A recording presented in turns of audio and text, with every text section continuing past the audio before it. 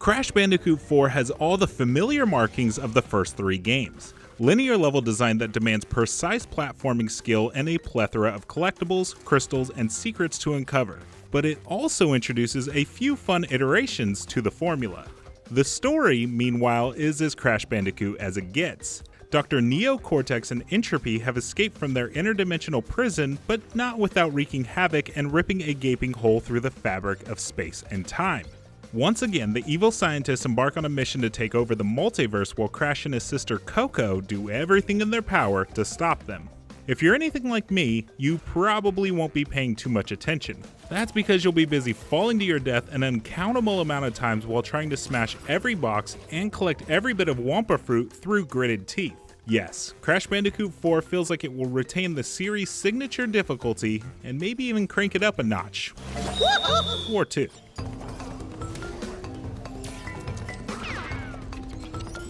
My death count quickly added up, admittedly, but I wanted to keep trying. Thankfully, my number of tries was not limited to the number of lives I had, because there was 2 modes, Modern and Retro. Modern mode gives players unlimited chances to finish a level, only taking you back to the last checkpoint after you died. Retro mode, like the classic games, will send you back to the beginning of the level if you lose all of your lives. It's a nice option for those who want that classic experience. In Crash Bandicoot 4, Crash's movements are fluid and jumping no longer feels like you're being weighed down by an invisible sack of potatoes. He also has all of his signature moves along with some fun, new abilities temporarily granted with the help of Quantum Masks. Quantum Mask Lani Loli has a power to phase objects in and out of existence. He's introduced in Dino Dash, a level overgrown with poisonous flora that spits out venom and dinosaurs. There's one dinosaur in particular that wants to eat you, but we'll get back to that. Lani Loli's power assisted me in getting Crash safely across a long winding vine suspended over a canopy of trees in Dino Dash. The circle button let me alternate between hanging below the vine and standing on top of it, while Lani Loli's power let me phase in crates to break them while phasing out pesky obstacles that threatened to knock Crash off his path. The Lani Loli power didn't feel too overpowered or overly frivolous. It required thought and skill to use, and I'm interested to see more.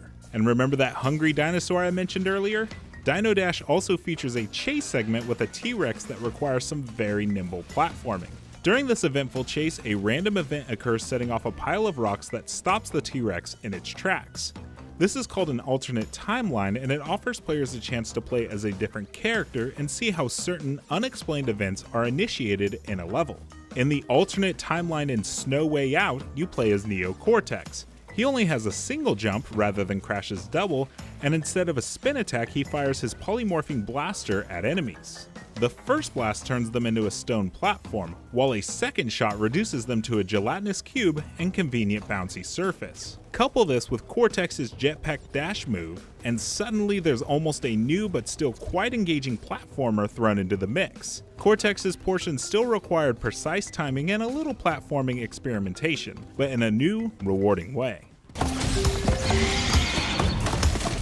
Crash Bandicoot 4 It's About Time feels promising thus far.